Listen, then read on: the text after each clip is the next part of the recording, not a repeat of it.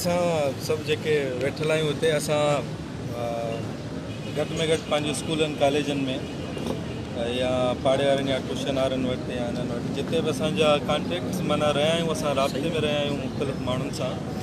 उन में असां त हिकिड़ी ॻाल्हि ॿुधी आहे त अदा ॾिसो दुनिया जेका आहे न सा ग्लोबल विलेज थी चुकी आहे।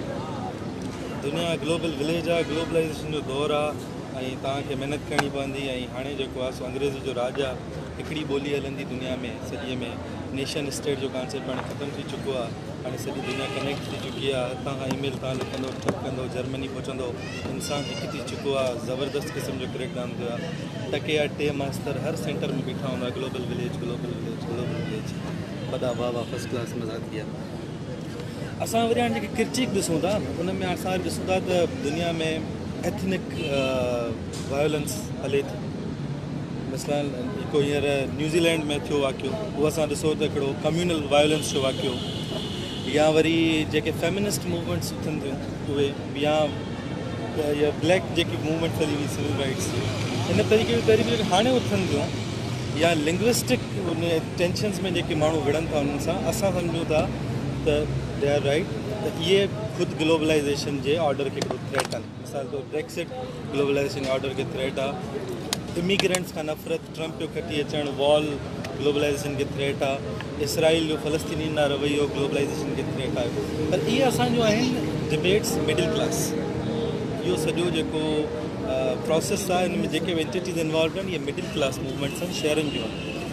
ग्लोबलाइज़ेशन खे हिकिड़ो ॿियो वॾो इमिनेंट थ्रेट जेको इनफॉर्मल आहे उहो हिकिड़ी अहिड़ी क्लास जो आहे जिन बारे में असां ॻाल्हायूं पिया गॾु थिया। ऐं इहा क्लास जो सरमाएदारी जे शुरू थियण खां तुर्त पोइ पैदा थियणु शुरू थी, जंहिं क्लास खे मार्क्स लंपन प्रोलिटेरियट चवनि, reserve army of the proletariat. छो तो पैदावार जे अमल में कोन्हनि, इंडस्ट्री में का शइ मैन्युफैक्चर नथा कनि, ॿाहिरि आहिनि, इनफॉर्मल सेटलमेंट्स में रहनि था मुख़्तलिफ़, ऐं पंहिंजे सर्वाइवल लाइ चोरी कनि था, धाड़ा हणनि था, माना उन्हनि जो सर्वाइवल जेको आहे ॿियनि जे हिन ते आहे। अलमियो इहो थियो जो माना उहो मार्क्स वारे हुन खां मामले खां वठी असांजी लेफ्ट वाक़ई इहो सम्झंदी रही त हीअ असांजी जेके आहिनि ॾुकड़ियल माण्हू पंहिंजी जाइ ते आहिनि, पर हीअ उहो रेवोल्यूशनरी क्लास न आहे जेको ट्रेडिशनल मार्क्सिस्ट एपिस्टेमोलॉजी में असां सम्झूं था। इंडस्ट्रियल क्लास जेको वही ऑर्गेनाइज़ कंदो मज़दूरनि खे ऐं जेको अथॉरिटी खे चैलेंज पोज़ कंदो। मसलन हिकु स्टेट अथॉरिटी आहे, कैपिटलिस्ट स्टेट अथॉरिटी आहे, हुन सां विढ़ंदी प्रोलिटेरियट्स जेको ट्रेडिशनल मार्क्सिस्ट कॉन्सेप्ट आहे। ऐं हे छो त लंपन प्रोलिटेरियट्स आहिनि, प्रोटो प्रोलिटेरियट्स आहिनि, नॉन प्रोलिटेरियट्स आहिनि, इन सेंस तो प्रोड्यूस नथा कनि। इन करे जेको आहे सो हे ठीकु आहिनि जेकॾहिं मामला जॾहिं उथी पिया त असांखे जॉइन करे सघनि था, पर फ़िलहालु हे जेके आहिनि दे सर्वाइव पैरासाइटिक एग्जिस्टेंस, जंहिंमें हू पाण कुझु प्रोड्यूस नथा कनि। इन करे असां हीअ कीअं चऊं उन्हनि जो राइट मारिजे थो, कुझु प्रोड्यूस ई कोन था कनि ऐं सर्वाइव उन ते कनि था जेके सम्झंदा। लेफ्टिस्ट जीअं सम्झनि पिया मामले खे, इन पर्सपेक्टिव खे ईअं पिया सम्झनि लंपन प्रोलिटेरियट वारे मामले में। ॿिए पासे जेके फंक्शनलिस्ट हुया शिकागो वारा हे सभु, उहे उनखे कल्चरल हाइब्रिडिटी जे तौर ते सम्झनि पिया। उहे माण्हू जेके न हिते जा आहिनि न हुते जा आहिनि, जेके न हिन कल्चर में ज़म थी सघिया आहिनि, अबनि हुनजी न पंहिंजो ॾाढो उन बहितरीनु शहरु आहे। उत्तर निकल के शहरों में आ भी जाना, चमकते ख्वाबों को साथ लेकर, बुलंदो बाला इमारतों में फिर अपने गांव तलाश कर। निकिरी अची ॾिसी ऐं पोइ न हिन पासे सां थी सघियासीं न हुन पासे थी सघियासीं। पर हीउ हिकिड़ो उहो क्लास हो जेको टाइम एंड अगेन पंहिंजो पाण खे रिटरेट कंदो रहियो, जे मजबूर कयो पॉलिटिकल साइंटिस्ट खे, सोशलॉजिस्ट खे, इन सभिनी पॉलिटिकल थियोरिस्ट खे त उहे इन ते न सिर्फ़ु ध्यानु ॾियनि बल्कि हिन जो जेको इमेंस पोटेंशियल आहे उनखे बि सम्झनि। ऐं स्टेट अथॉरिटी खे जेको जे तरीक़े सां इहे चैलेंज कनि था उहो बि हिननि खे सम्झणु घुरिजे, हिननि खे ॾिसणु घुरिजे। ऐं पोइ हिननि जॾहिं पंहिंजो मोबिलाइज़ेशनल रोल ॾेखारियो असांखे लैटिन अमेरिका में ऐं क्यूबन रेवोल्यूशन में ऐं हिन सॼे मामलनि में, त इहा वाक़ई हिकिड़ी सीरियस स्टडी थी। बायात जी जेका हिन ते थीसिस आहे उन में हू चए थो त जेॾी महिल पोइ हिननि जी एंटिटी ॾिसो, मां जीअं पहिरीं रखी, पहिरीं एक्नॉलेजमेंट जो ई मसइलो आहे। तव्हां उन्हनि खे as an transformative agency acknowledge कयो। एक्नॉलेज करण खां पोइ बयात चए थो त असां हिननि खे 4 तरीक़नि सां ॾिठो वियो इन मामले खे। हिकिड़ो मामलो शुरू में इहो सम्झो वियो त इहे पैसिव पुअर्स आहिनि जेको मां इहा सवेरी ॻाल्हि रखी कल्चरल हाइब्रिडिटी वारी त हिन सां को कल्चरल मसइलो आहे मिसाल तौरु हिन जे अंदरि रूथलेसनेस आहे जीअं चयो पिया ऐं छो त हे के कमकार सां लाॻापियल कोन्हनि हिन करे वांदा माण्हू आहिनि ऐं अक़ीदे परस्त माण्हू आहिनि अदा जेको लिखियो सो थींदो तावीज़ हिननि खे ॻिची पिया हूंदा ऐं फुकारे ते हलंदा पीणा वीणा हणी खाकूं खाई मामला हलंदा पिया इन जे करे हे फैटलिस्ट आहिनि हे पंहिंजी हालति चेंज करणु कोन था चाहिनि पैसिव आहिनि हिकिड़े इन तरीक़े सां ॾिठो वियो बया चए थो हुन में मसइलो आहे छो त हे एतिरा पैसिव कोन्हनि जेतिरा तव्हां सम्झो था त पोइ ॿियो हुन जो रवैयो ॾिसण जो आयो त हे जेके आहिनि सो रेज़िस्टिंग आहिनि रेज़िस्ट कनि था सर्वाइविंग आहिनि पंहिंजो हेॾां होॾां खणी चोरी दाड़ो करे कीअं बि करे माच करे कोन वेठा आहिनि जीअं तव्हां था चओ पैसिव आहिनि अला जे आसिरे कोन वेठा आहिनि उहा त अॼुकल्ह खंघण सां अला पवंदो हुजे उन में आहिनि सर्वाइविंग आहिनि निकिरनि था मानी टुकर हितां हुतां झटे अचनि था ऐं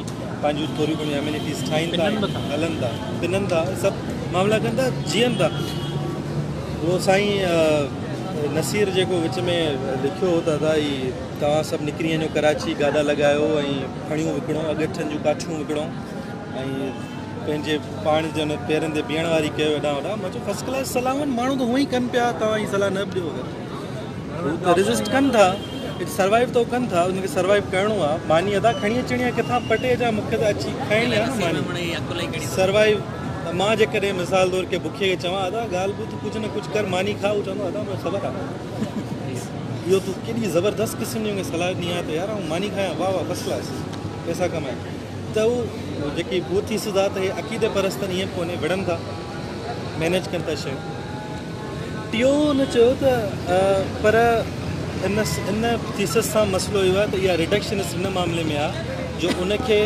इन स्कूल ऑफ थाट वारा सम्झनि था त इहे सिर्फ़ु ई पंहिंजो मानी वानी खाई माट करे था रहनि हिन जो को impact outside this is fair कोन्हे इन करे हिन थीसिस सां मसइलो आहे पहिरीं फेटलिस्टिक हाणे जेको मां तव्हांखे ॿुधायो सवाइ में को मसइलो टियों जेको मामिलो पॉलिटिकल आहे उन सां आसिफ़ बाया चए थो मसइलो इहो आहे त उहो स्ट्रिक्टली लैटिनो अमेरिका सेंट्रिक आहे छो त जेके चर्च ऑर्गेनाइज़ेशन्स या जंहिं तरीक़े सां हुननि हुते ऑर्गेनाइज़ कयो आहे इहे सभु शयूं असां वटि हुन तरीक़े सां मौजूदु कोन्हनि असां वटि को मज़हबी इंस्टीट्यूट्स एतिरा रेवोल्यूशनरी क़िस्म जा कोन्हनि जेके वञी उन्हनि खे मोबिलाइज़ कनि ऐं रेज़िस्टेंस लेफ्ट आहे जेकी सो उहो पॉलिटिको लैटिन अमेरिका जा उन्हनि जो हिकिड़ो रीजनल कैरेक्टरिस्टिक आहे हिन क़िस्म चोथों जेको हू चए पियो जेको रेज़िस्टिंग पुअर आहे चए थो उहो कंहिं माना में सम्झे मसइले खे सम्झण जी तरफ़ वधियो आहे ख़ासि करे पोस्ट स्ट्रक्चरलिज़म जॾहिं आयो त हिननि असांखे ॿुधायो त रेज़िस्टेंस हमेशह रेज़िस्टेंस ख़ाली इहा कोन हूंदी आहे त रोडनि ते माण्हू निकिरी कनि हज़ारे लखे माण्हू बीठा हुजनि नारा पिया हणनि रेज़िस्टेंस उन माना में बि आहे जॾहिं ईरान में का छोकिरी स्कार्फ पाइण खां इनकार थी करे जेकॾहिं का छोकिरी ॻोठ जे हिकिड़े ट्रेडिशनल सेटअप में चए थी त न आउं पढ़ंदसि ऐं मूंखे पढ़णो आहे हुनजो पीउ के राज निकाली ॻोठ मां मिले थी ऐं शहर में अची रहे थो रेज़िस्ट पियो करे उनखे बि तव्हां रेज़िस्टेंस तस्लीम कयो त जेके पोस्ट स्ट्रक्चरलिस्ट जेको डायमेंशन आहे जंहिंमें फ्लूइडिटी ऑफ मीनिंग्स में असांखे पोइ रेज़िस्टेंस एक्नॉलेजमेंट इन तरीक़े में मिले थी जो हू नंढे एक्ट्स खे बि रेज़िस्टेंस तस्लीम कनि था माइक्रो पॉलिटिक्स में जेका हिननि जी फूको वारी अदा पोइ जेकॾहिं तव्हां कुझु कलाम लिखो इनकलाबी रेज़िस्टेंस आहे पोइ नारो तव्हांजो अची रेज़िस्टेंस आहे टोपी रेज़िस्टेंस थी वञे ड्रेसअप रेज़िस्टेंस थी थो कल्चर डे असां वटि रेज़िस्टेंस थी वञे या तव्हां तसवुरु कयो त को अहिड़ो प्रोग्राम आहे जंहिंमें एंथम नथा हलाइनि एक्ट ऑफ डेफियंस आहे एक्ट ऑफ रेज़िस्टेंस आहे ऐं इन तरीक़े सां पोइ रेज़िस्टेंस जेको आहे उन्हनि एक्नॉलेज करणु शुरू कयो त इहे जेके माण्हू इन स्लम ड्वेलर्स जेके आहिनि इहे जेकॾहिं टैक्स नथा ॾियनि जेकॾहिं बिजली जेको आहे सो तव्हांजे रेगुलेशन्स में नथा वठनि जेके तव्हां लॉ फॉलो कोन था कनि ट्रेडिशनल स्ट्रक्चर में नथा हलनि त इन्हनि जी बि तव्हां रेज़िस्टेंस तस्लीम कयो पर इन पर्टिकुलर स्टांस सां बायात इशू इहो आहे जो सम्झे थो त जेकॾहिं हर मामले खे रेज़िस्टेंस सम्झिबो त पोइ कलेक्टिव पॉलिटिसाइज़ेशन केॾांहुं वेंदी माइक्रो पॉलिटिक्स सां इहो मसइलो इहो पोस्ट जेकी मॉडर्निस्ट अप्रोच आहे उन सां असां सोशलिस्टनि खे इख़्तिलाफ़ी इहो आहे त तव्हां माइक्रो पॉलिटिक्स खे एंड इन इट सेल्फ था ॾिसो यूलोजाइज़ था कयो जेकॾहिं को माण्हू उथी बीह रहियो पंहिंजे हक़ वठण लाइ, मिसाल तौरु मां तव्हांखे पीउ जो मिसाल ॾिनो, हिकिड़े जेकॾहिं उन अची पंहिंजी धीअ खे पढ़ाए छॾियो त छा असां सभु हिन ॻाल्हि सां एग्री करे वेंदासीं त पिदरशाही मोकिलाए वेंदी। ऐं उन में ॾाढी ज़बरदस्त ॻाल्हि थो हुजे त कॾहिं कॾहिं इहा रेज़िस्टेंस पॉलिटिक्स जेकी आहे इहा स्टेट पाण चाहींदो आहे तव्हां कयो, छो त तव्हां कोऑप्ट पिया कयो ऐं सिस्टम खे हलण पिया ॾियो। इन रेज़िस्टेंस मूवमेंट सां इहो मसइलो आहे। जीअं तव्हां कराची में ॾिसंदो त जेसि ताईं कची आबादियूं एक्सपेंड थियूं न, गवर्नमेंट उन्हनि खे कोई एतिराज़ु कोन्हे। गवर्नमेंट उन्हनि खे सर्टिफिकेट ठाहे ॾिना, रजिस्टर गवर्नमेंट ई करण वारी, स्टेट कोन सा रेज़िस्टेंस पोर्ट्रे न कई। हा, रेज़िस्टेंस स्टेट करे पोर्ट्रे कंदो। हाणे जॾहिं हिन बिल्डरनि खे कुझु ठाहिणो आहे, ही माण्हू हिननि सां रेज़िस्ट कंदा त पोइ उहो हुननि ते क्रैक डाउन कंदा। अदरवाइज़ स्टेट खे तव्हांजी हिन एवरीडे रेज़िस्टेंस सां को मसइलो कोन्हे। कोऑप्ट थी थियूं आहिनि मूवमेंट, त हीउ ॾाढो इंपॉर्टेंट इशू आहे त रेज़िस्टेंस जेकी ओवर पैराडाइम आहे हुन सां इहो इशू आहे। हाणे इन चारनि इशूज़ ते बिल्ड करे पैसिव, सर्वाइविंग, पॉलिटिकल ऐं रेज़िस्टिंग, बायात हिकिड़ी पंहिंजी थीरी ॾेखो जेके हू चवे थो क्वाइट एनक्रोचमेंट। क्वाइट एनक्रोचमेंट में हीउ चए थो त इन ॻाल्हि खां इनकार न आहे त इहे माण्हू एवरीडे रेज़िस्टेंस कनि था। मिसाल तौर ते जीअं मसइलो ॾाढो सुठे अंदाज़ में सम्झायो असां आर्टिकल में त के चंद माण्हू अची के जॻह ते रहणु शुरू थिया। हिकिड़ो ख़ाली प्लाट ॾिठूं, हुन ते अची रहणु शुरू थिया, गवर्नमेंटल प्लाट आहे। हाणे हुननि जी आबादी वधी वई। हाणे हुननि जी जेॾी महिल हू हुते सेटलमेंट कनि पिया त चुपचाप तरीक़े सां का हिननि गवर्नमेंट खां ऐलान करे रैली कढी कोन वरितो हुयो, प्लाट माट करे आया, सेटल थिया, वेठा। ऐं हाणे जेॾी महिल गवर्नमेंट खे उथारण जी घटि थी आहे, कलेक्टर चुबा कोन उथारे सघंदो असांखे, असांजा अटा नचा लजा वेठा आहियूं हुते, हीअं गवर्नमेंट कोन थी उथारे सघे असांखे। इहो हुननि जी थी वई रेज़िस्टेंस कोन में। त क्वाइट एनक्रोचमेंट इहा आहे जो उहे गवर्नमेंट खां उहे सभु वठनि था शयूं। मिसाल तौरु हाउसिंग रजिस्ट्रेशन थी वई, वोट रजिस्टर थी वियो, बिजली अची वई, पाणी अची वियो, कंहिं तरीक़े सां बि आयो। इहो त अची वियो। नंबर 2 उन जो ॿियो मामिलो वरी आहे जेॾी महिल सभु शयूं अची पियूं त हाणे अदा पैसा वैसा अञा कोन ॾींदासीं तव्हांखे। ऐं हे वरी चवंदा ॾिसो पैसा कोन था ॾियनि। भाउ मूंखे तव्हां हिकिड़ी ॻाल्हि ॿुधायो, जेको माण्हू जी दिहाड़ी 400 रुपया उहो तव्हांखे लाइट जो बिल ॾींदो। 400 रुपये में तव्हां पंहिंजो उहो मानी काए, पंहिंजा कपिड़ा ॾिसे, ॿिया मामला ॾिसे, हुनजा सिहत दवा मामिलो थिए उहो छुटो पंहिंजी जाइ ते, हुनखे तव्हां वरी चओ त तव्हां सुठा शहरी कोन्हे, तव्हां लाइट जो बिल कोन था ॾियो। उहो लाज़मी आहे जेकॾहिं तव्हां हुनखे प्रोवाइड न कंदो उन तरीक़े जी बेसिक लाइफ, त he will go beyond this. ऐं हू कंहिं न कंहिं तरीक़े सां पंहिंजो पूराओ कंदो हुनखे। त चवण जो मक़सदु त क्वाइट एनक्रोचमेंट ईअं थींदी आहे, चुपचाप तरीक़े सां जेको समाज जो इस्कम आहे उहो तव्हां उछलाए छॾींदा आहियो, उहो केॾांहुं वेंदो। उहो मसइलो लॻियो आहे त उहो फ्राइडियन पर्सपेक्टिव में उहो जीअं चवंदो आहे unexpressed emotions are never buried, they later appear in uglier forms. त उहो माण्हुनि सां उहो ई आहे। तव्हां इस्कम सोचे उछलाए छॾियो, रग अंडर द कार्पेट कयो, इहो कोन्हे। अंग्रेज़ी में चवंदा it is skeleton in the closet. इहो तव्हांजे कबट में पियो आहे, मुर्दे जो जेको आहे न, इहो ईंदो ऐं पाण खे तमामु बुरे नमूने एक्सप्रेस कंदो, ऐं पोइ तव्हां ॾिसंदो त कीअं थो एक्सप्रेस करे। ईअं हे कंदा आहिनि पंहिंजो एवरीडे पॉलिटिक्स रेज़िस्टेंस ही कंदा आहिनि, हलंदो आहे मामला।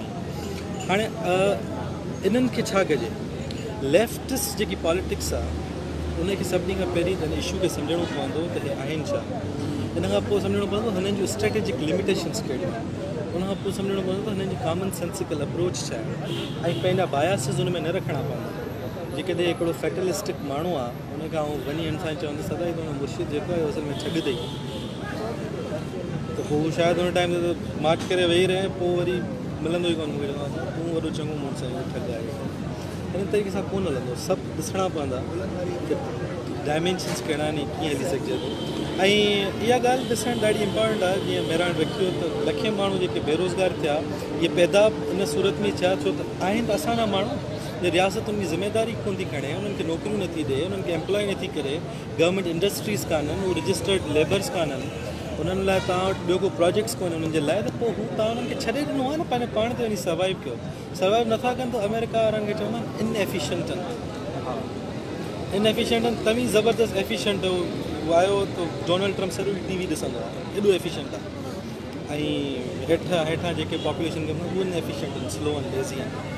इनखे मुंहिंजे ख़्याल में सम्झण जी ज़रूरत आहे। ऐं असां जेब चौधारी असां ॾिसूं था कि जेके बस्तियूं आहिनि, हे जेके बागड़ी वेठा आहिनि, जेके तव्हांजा गिदरा विकिणनि था, सरदा विकिणनि था, जेके तव्हांजा खेत मज़ जेके यूनियन जा वर्कर आहिनि जेके ही तव्हां प्लाज़ा पिया ठाहिनि गोदारी तव्हांजे अर्बन सेटलमेंट्स में मेराण चौक पे थोरो तव्हां हिन मुस्लिम सोसाइटी खां गुलिस्तान सजाद मां नकाश विलास मां इन सोसाइटीज़ खां हुन पासे ॾिसंदो त तव्हांखे झुगियूं नज़र ईंदियूं। इहे सभु उहे माण्हू आहिनि जेके इनफॉर्मल सेटअप्स में आहिनि। असां तरक़ी पसंद सियासत खे इन सां गंढिजणो पवंदो, इन पार खे इस्तेमालु करण जो तॾहिं कुझु करे सघंदासीं।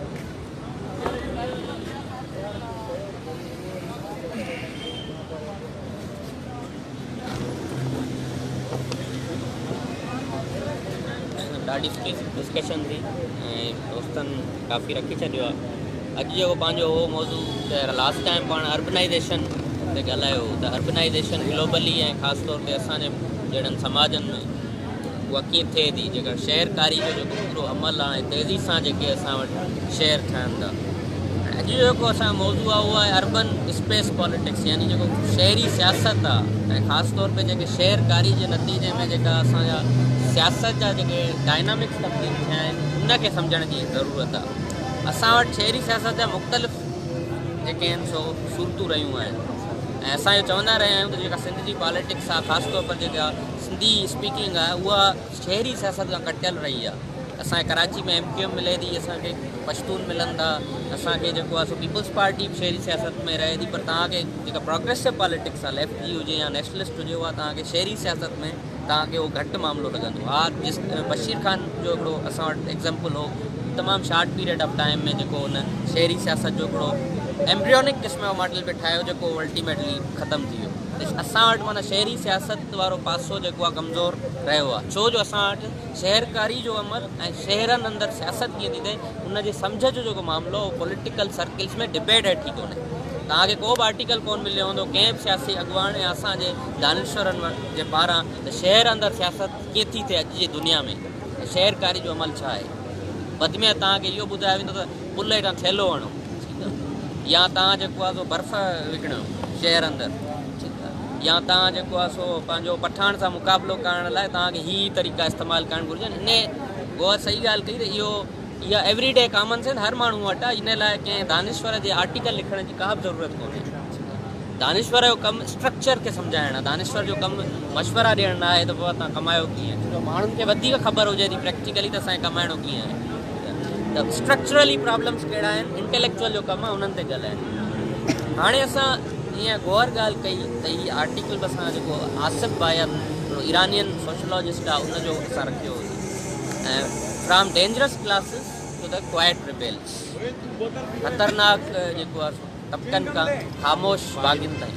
ऐं हुनजो हिकिड़ो तमामु हिकिड़ी थीसिस आहे बहितरीनु शहरी सियासत जे हवाले सां, उहा असां रखी। हाणे जीअं ॻाल्हि थी त कंहिं लास्ट सर्किल में असां ॻाल्हि कई त कंहिं दौर में जेका इंडस्ट्रियलाइज़ेशन जो अमल थियो, जेका ऑर्गेनिक अर्बनाइज़ेशन थी यूरोप ऐं अमेरिका में, उहा जेका अर्बनाइज़ेशन थी उहा हिकिड़े तारीख़ी सिलसिले में थी हुई। यानी सनतकारी जो अमल थियो ऐं सनतकारी जे नतीजे में जेको माण्हू ॻोठ खां लॾे आयो, छो जो 16वीं खां 19वीं सदी ताईं यूरोप अंदरि बि माण्हू डिस्पजेस थी ज़रात खां शहर अंदरि आया, पर उहे इनफॉर्मल कोन थिया। उहे अल्टीमेटली ईअं त सनतकारी थी, सनतकारी में असिमिलेट थी विया ऐं उहो प्रोलिटेरिएट क्लास हुनखे मार्क्स चयो, प्रोलेतारी तबिको। पोइ उन में असां उन्हनि जूं रेज़िस्टेंस ॾिसूं था, यानी पेरिस कम्यून हुजे, 1848 जा यूरोप जा इनकलाब हुजनि, 1917 जो इनकलाब हुजे, उन में असां प्रोलिटेरिएट ऐं अर्बन जेका पॉलिटिक्स आहे यूरोप अमेरिका में उहा असां ॾिसूं था। या असांजे 1968 जी स्टूडेंट मूवमेंट हुजे, या असां वटि ग्रेट डिप्रेशन वारे दौर में जेके प्रोलिटेरिएट मूवमेंट्स हुयूं उहे असांखे नज़र अचनि। इहो उन दौर जो उन ई दौर में हिकिड़ा उहे माण्हू हुआ जेके इन प्रोडक्टिव सेक्टर खां ॿाहिरि आहे, उन्हनि जी तादाद तमामु लिमिटेड हुई, ठीकु आहे। उहो उनखे मार्क्स चवंदो ही लंपिन प्रोलिटेरिएट, यानी ही समाज जा पैरासाइटिक तबिको आहे। जीअं त इहो प्रोडक्टिव सेक्टर में कोन्हे, जीअं त इहो इंडस्ट्री में कोन्हे, नतीजे में चोरी थो करे, प्रोस्टिट्यूशन थो करे, इहे कम थो करे। अच्छा, असांजा जेके थर्ड वर्ल्ड मुल्क आहे उन्हनि में बि इहा ई अंडरस्टैंडिंग की त जीअं त रिज़िस्ट जेको आहे सो प्रोलिटेरिएट कंदो आहे, सनती मज़दूर कंदो आहे, त थर्ड वर्ल्ड में त का सनत आहे कोन। छो जो हीअ त कॉलोनीज़ हुयूं, हीअ त रॉ मटीरियल प्रोवाइड कंदड़ मुल्क हुआ, ज़रई मुल्क हुआ, त हिते कीअं तब्दीली ईंदी, हिते कहिड़ो तबिको तब्दीली आणींदो। इहे बेस जेके आहे थर्ड वर्ल्ड अंदरि ऐं असांजी कॉलोनियल समाजनि अंदरि इहे तमामु वॾा बेस जेके आहिनि सो रहिया आहिनि, जीअं चाइनीज़ इनकलाब में रहियो ऐं इन्हनि में रहियो। ऐं जेके कॉलोनियल समाजनि जा जेके शहर हूंदा हुआ, जीअं मां लास्ट टाइम ॻाल्हि कई, उहे अल्टीमेटली कॉलोनियल एडमिनिस्ट्रेटर्स जा ई कंट्रोल हूंदो हो उन्हनि में, यानी ब्यूरोक्रेसी हूंदी हुई, मिडिल क्लास हूंदो हुओ। त हिते नुक़्तो खयों वियो, ख़ासि तौर पर माऊ जो हिन जो बुनियादु रखो त बसि हारी तबिको इनकलाबी तबिको आहे हितां जी कॉलोनीज़, छो जो हिते हारी आहे ऐं हारी ऐं ई लीड कंदो रेवोल्यूशन खे, ठीकु आहे। ऐं वाक़ई असां ॾिठो त थर्ड वर्ल्ड अंदरि 20वीं सदी अंदरि जेके बि कॉलोनीज़ अंदरि एंटी कॉलोनियल क़ौमी आज़ादियूं हुयूं, सभु ॻोठनि खां आयूं। पर उन में हिकिड़ी अहम शइ इहा थी त फैनन हिकिड़ी ॻाल्हि कई त जीअं त इहे हारी इनकलाब त ज़रूरु आहिनि, पर इन्हनि शहरनि अंदरि हिकिड़ा माण्हू रहनि था, कॉलोनीज़ जे या नयो कॉलोनियल जेके मुल्क आहिनि उन्हनि शहरनि अंदरि हिकिड़ा माण्हू रहनि था जेके कलील तादाद में लंपिन प्रोलिटेरिएट आहिनि। पोइ फैनन इहो रेस्ट ऑफ द अर्थ में लिखियो आहे त लंपिन प्रोलिटेरिएट जेको आहे उनखे असां गुरिल्ला वार में इस्तेमालु करे सघूं था। लीडिंग रोल न हूंदो हुनजो, ठीकु आहे, उनजो रोल पॉलिटिकल न हूंदो, पर जीअं त इहो क्राइम जो तबिको आहे, धाड़ियल चोर प्रॉस्टिट्यूट आहे, इनखे असां फाइट में इस्तेमालु करे सघूं था। इहा फैनन ॻाल्हि कई, पर इहा ॻाल्हि एतिरी फैनन ॻाल्हि कई पर इहो अमली तौर इन लेवल ते थियो कोन्हे। यानी क्यूबन रेवोल्यूशन में लंपिन प्रोलिटेरिएट जो एट सच रोल हो कोन। Cuban revolution was student and the peasant revolution, ईअं ई ॿिए सभु। पर अमेरिकन्स इहा असम्पशन करे छॾी त जीअं त हाणे फैनन कास्ट्रो वारा ई ॻाल्हि कनि था त वाक़ई इहे जेके इनकलाब आहिनि लंपन प्रोलिटेरिएट आंदा आहिनि। पोइ हिननि हिकिड़ो स्कूल ठाहियो, शिकागो स्कूल, CIA ठाहियो, अमेरिकन्स ठाहियो। त तव्हां रिसर्च कयो थर्ड वर्ल्ड जे शहरनि अंदरि त वाक़ई हिननि गोरिल्ला मूवमेंट्स जो केडर किथां थो अचे, केडर वाक़ई हिननि चोरनि मां थो अचे, हिननि डाकुनि मां थो अचे। चे गवेरा जा जेके साथी आहिनि उहे सभु इहे, इहो हिकिड़ो जेको आहे सो पूरो हिकिड़ो थीसिस थियो। आसिफ बायात लिखे थो त इहो त 20वीं सदी जो दौरु हो, पर 90s खां पोइ इहो मामिलो जेको आहे उहो तब्दील थी वियो आहे। हाणे जेका वर्किंग क्लास जी डेफिनेशन आहे उहा इहा आहे त जीअं त डीरेगुलराइज़ेशन थी आहे, जीअं त प्राइवेटाइज़ेशन थी आहे, माण्हू डिस्प्लेस थिया आहिनि, माण्हू वटि हाउसिंग कोन्हे, त मेजॉरिटी ऑफ द पॉपुलेशन जेका आहे थर्ड वर्ल्ड जे शहरनि जी उहा डिस्प्लेस पॉपुलेशन, उहा कच्चनि आबादनि में रहंदड़, उहा इनफॉर्मल सेक्टर आहे, उहा कंहिं पैदावारी सेक्टर में न आहे। ऐं उन पॉलिटिक्स खे आसिफ बायात जेको आहे मुंहिंजे दोस्तनि बयानु कयो, उनखे सम्झण जी ज़रूरत आहे। ऐं उहो मां सम्झां थो त असांजी जेका हींअर पॉलिटिक्स आहे उन में माना अॻिते वधण लाइ ज़रूरी आहे त उन जेको ख़ासि तौर पर जेका डिस्प्लेस पॉपुलेशन आहे, जंहिंमें असांजा कच्चनि आबादनि में रहंदड़ थी विया, ठेले वारा थी विया, असांजी जेका आहे कंस्ट्रक्शन इंडस्ट्री में कमु कंदड़ थी विया, या असां वटि ॾिसो हैदराबाद में चूड़ी मज़दूर, ठीकु आहे, वॾे पैमाने ते चूड़ी मज़दूर होम बेस्ड वर्कर्स आहिनि, ठीकु आहे। ईअं ई कॉलोनीज़ में जेका हाउसिंग में कमु कंदड़ जेके आहिनि सो औरतूं आहिनि, ऐं हीअ पूरी स्लम पॉपुलेशन ऐं असां वटि इंडिजिनियस ॻोठ आहिनि। ख़ासि तौर पर सिंधी माण्हुनि सां जेको मसइलो थियो आहे अर्बनाइज़ेशन, सिंधी माण्हू कच्ची आबादी न आहिनि ठाहींदा, सिंधी माण्हू इंडिजिनियस ॻोठनि में रहंदा आहिनि। कच्चियूं आबादियूं अक्सर ॿाहिरीं आबादकारी जे करे, ॻोठनि जो जेको मसइलो आहे, जेके शहरी ॻोठ आहिनि, यानी जिन जे 14 शहर ठही वियो आहे, विच में हू फासी पिया आहिनि ऐं उहो रजिस्ट्रेशन न आहिनि, उनखे डिस्प्लेस कयो अथनि, जीअं बेरिया टाउन जो मिसाल हो या जीअं दोस्तनि, इन्हनि जा जेके इशूज़ आहिनि इनखे सम्झणो पवंदो त इहे पॉलिटिक्स जो मेन एजेंट आहिनि अॼु जे दौर में। MQM हुजे या पश्तून हुजनि, उन्हनि जी जेका स्ट्रीट पावर आहे उहो स्ट्रीट पावर जेको आहे तव्हां इन्हनि कराची अंदरि तव्हां अगरि थोरी पॉलिटिक्स खे स्टडी कंदव त इन्हनि ॻोठनि अंदरि जेको नेटवर्किंग आहे इन मां, पर सिंधी पॉलिटिशियंस जो उन ते कमु न आहे। जीअं मां बशीर ख़ान जो मिसाल ॾिनो त हिकिड़े दौर में उनजो जेका पॉपुलैरिटी थी उहा थी इन करे त सिंधी कच्ची आबादियूं या सिंधी जेके ॻोठ आहे उनजे प्रोटेक्शन जे करे जीअं त उहो प्रोवाइड कंदो हो, नतीजे में उनजी पॉपुलैरिटी थी। या इन ई अर्बन फिनामिनन में असां एवरीडे जेका आहे कल्चर डे खे सम्झी सघंदा। कराची में जेको कल्चर डे ते तमामु घणा माण्हू निकिरनि था, उहो बि रिक्लेमेशन जो अहसासु आहे। सिंधी माण्हू जेको कराची में निकिरे थो कल्चर डे ते सिंधी थी करे, बेसिकली हू ॿियनि एथनिसिटीज़ खे ॾेखारणु चाहे थो त असां बि सिटी जा स्टेक होल्डर आहियूं। ऐं घणा माण्हू उहे ई निकिरंदा जेके सचल ॻोठ खां वेंदे जेके इंडिजिनियस सिंधी शहर आहिनि उतां माण्हू निकिरंदा।